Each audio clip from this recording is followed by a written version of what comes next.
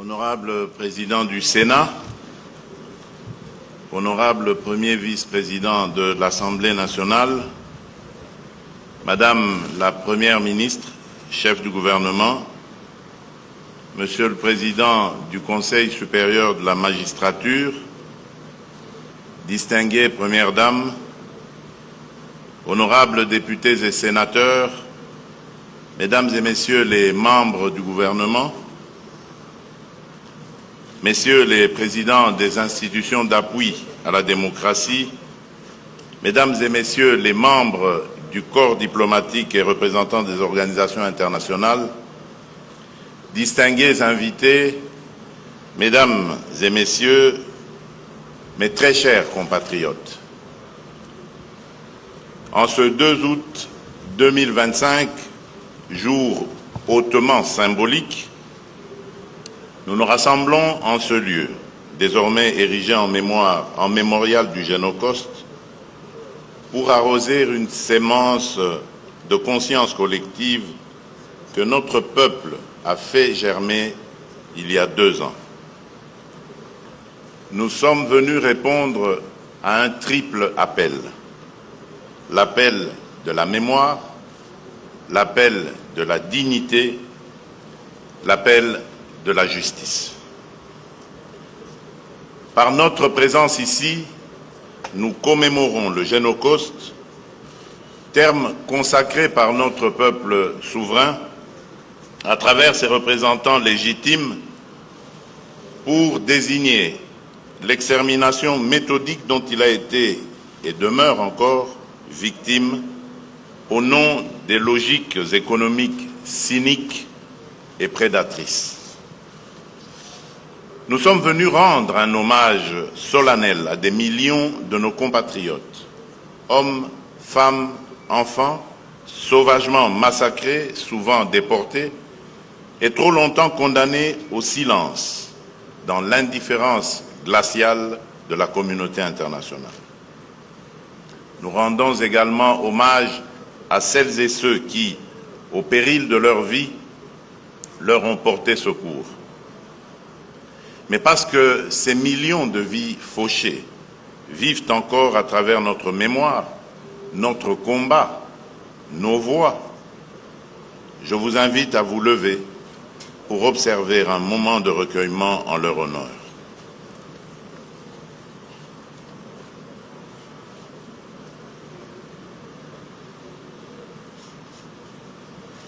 Je vous remercie.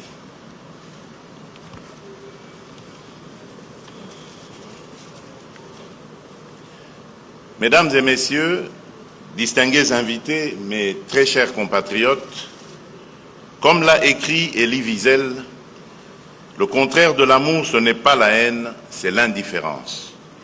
Le contraire de la vie, ce n'est pas la mort, c'est l'oubli. Depuis plus de 3 décennies, la République démocratique du Congo subit une guerre d'agression dont les enjeux dépassent largement le cadre militaire ou géopolitique.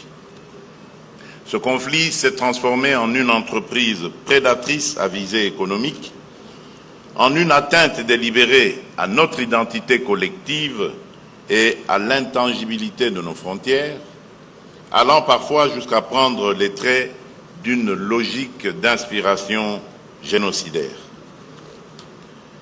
Dans plusieurs régions de notre pays, des communautés entières ont été ciblées, des familles décimées, des pans entiers de notre mémoire culturelle méthodiquement effacés. Ainsi, des noms naguère connus pour leur beauté ou leur histoire, Kasika, Makobola, Katogota, Kamituga, Mwenga, Kilungutwe, Kishiche, Mugunga, Bambo, Kazaro, Bukombo, Nyundo, Yumbi et tant d'autres, ne sont plus de simples repères géographiques. Ils sont devenus les stigmates d'un drame humain d'une ampleur telle qu'il interpelle la conscience universelle. Le silence que nous venons de garder résonne comme un cri, un appel à la justice.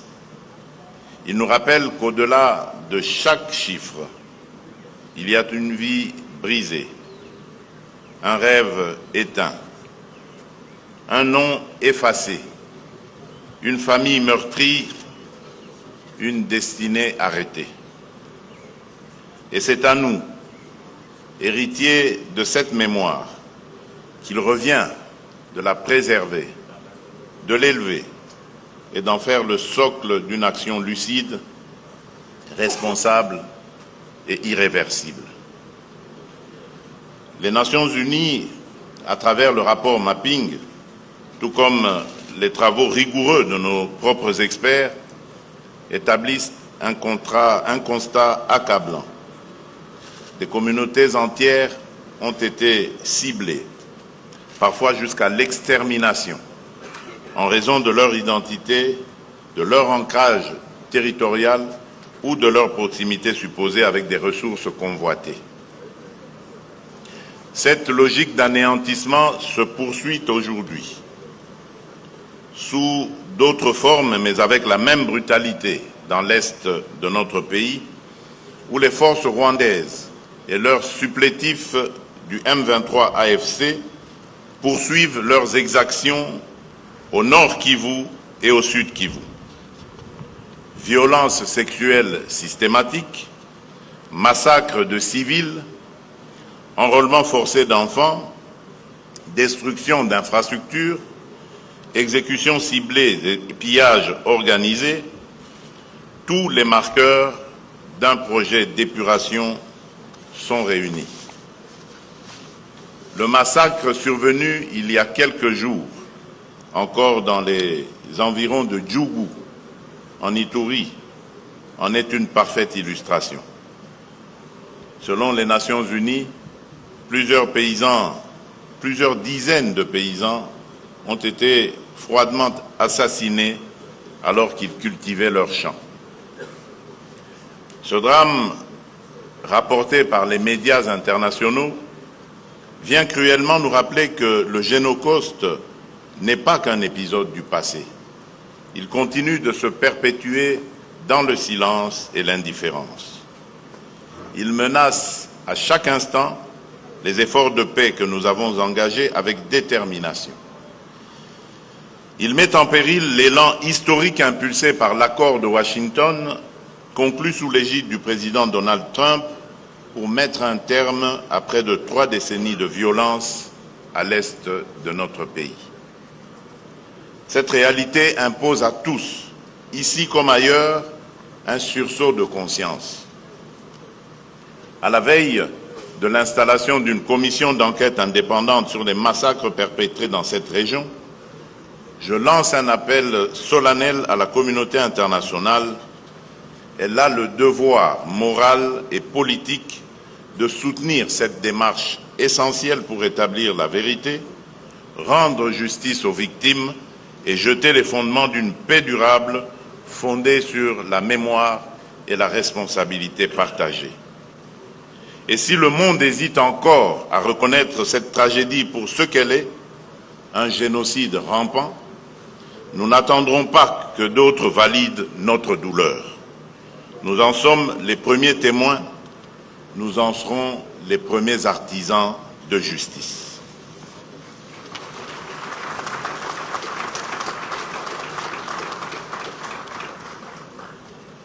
C'est dans cette dynamique que s'inscrivent les initiatives que j'ai personnellement impulsées à travers la feuille de route Génocoste 2025. Celle-ci a servi de boussole stratégique aux travaux du comité de pilotage de la CIAVAR, dont les premiers jalons structurants sont désormais visibles et porteurs d'espérance. Le 29 mars dernier, j'ai présidé la table ronde nationale sur l'appropriation collective du Génocoste, suivie en juillet par le Forum national sur la mise en œuvre du droit à réparation. À cette occasion, a été lancé officiellement le programme pilote de réparation holistique conduit par le FONAREV dans les provinces du Congo central, du Kasaï et de l'Ituri. Ce programme bénéficie en priorité aux victimes identifiées sur base de décisions judiciaires, avant une extension progressive à l'ensemble des bénéficiaires éligibles selon le modèle administratif congolais. Sous ma haute autorité, un colloque international s'est tenu du 29 au 31 juillet, réunissant experts congolais et internationaux autour de la reconnaissance des génocides perpétrés sur notre territoire. Ce moment scientifique a permis d'asseoir un consensus académique sur la qualification juridique des atrocités commises en République démocratique du Congo. Cependant, la mémoire et la justice ne relèvent pas du passé, elles orientent notre avenir. Résolu à faire triompher la vérité, j'ai engagé notre nation dans un plaidoyer de haut niveau pour la reconnaissance internationale du Génocide. Car il est temps de rompre le silence, de lever les tabous et d'affirmer avec gravité et clarté une vérité trop longtemps étouffée en démontrant juridiquement que plusieurs massacres perpétrés répondent aux critères définis par la Convention 1948 sur la prévention et la répression du crime de génocide. En tant que garant de la nation, j'assume pleinement cette responsabilité. Il ne s'agit ni de chercher un statut victimaire, ni de quémander une reconnaissance.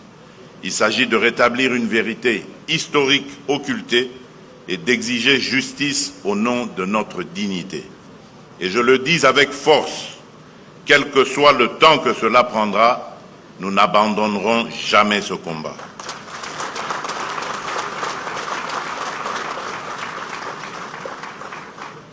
Ce plaidoyer s'inscrit dans une stratégie globale que le gouvernement met en œuvre, articulée autour de deux axes, politique et diplomatique.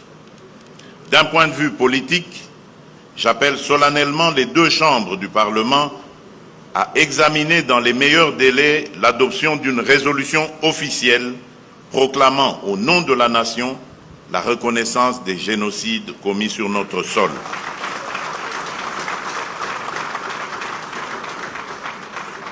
Ce ne serait pas qu'un symbole, mais un acte souverain de vérité et de mémoire. Sur le plan diplomatique, nous mènerons une campagne offensive et concertée auprès des États épris de justice, des institutions multilatérales et des forces vives de la société civile internationale. Cette mobilisation connaîtra une séquence structurante à l'automne 2025 avec une série d'événements parallèles en marge de la 60e session du Conseil des droits de l'homme à Genève et de la 80e session de l'Assemblée générale des Nations unies à New York. J'ai en outre instruit le gouvernement de mener un dialogue diplomatique ciblé avec les représentations étrangères accréditées à Kinshasa afin de les sensibiliser aux enjeux de ce combat et de faire d'elles des relais actifs de notre message auprès de leur capitale. Mesdames et messieurs, distingués invités, mes très chers compatriotes, le combat que nous menons est celui de la vérité, de la dignité et de l'espérance. Il est celui d'un peuple debout qui refuse l'oubli et qui choisit d'avancer vers la justice avec lucidité, constance, détermination et persévérance. En ce jour de mémoire, je tiens à rendre un hommage appuyé à toutes les forces vives de la nation, société civile, chercheurs, associations de victimes, survivants, qui, dans la douleur, avec leur humanité fièrement gardée, ont maintenu vivante la flamme de la vérité et de la mémoire. Je pense avec émotion à celles et ceux qui, dans l'ombre, ont documenté l'horreur, dénoncé l'impunité, soigné les blessés, consolé les survivants, ou simplement tendu la main là où le silence menaçait de devenir complicité. Par votre engagement, vous avez sauvé l'honneur de la nation.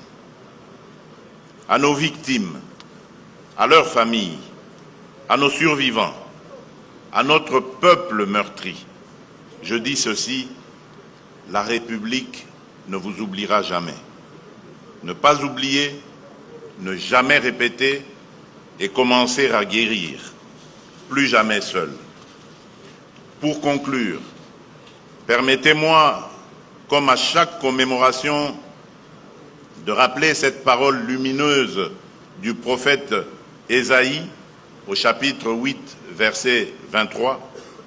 Les ténèbres ne régneront pas à toujours sur le pays envahi par l'angoisse. Dans le temps à venir, il couvrira de gloire la route de la mer.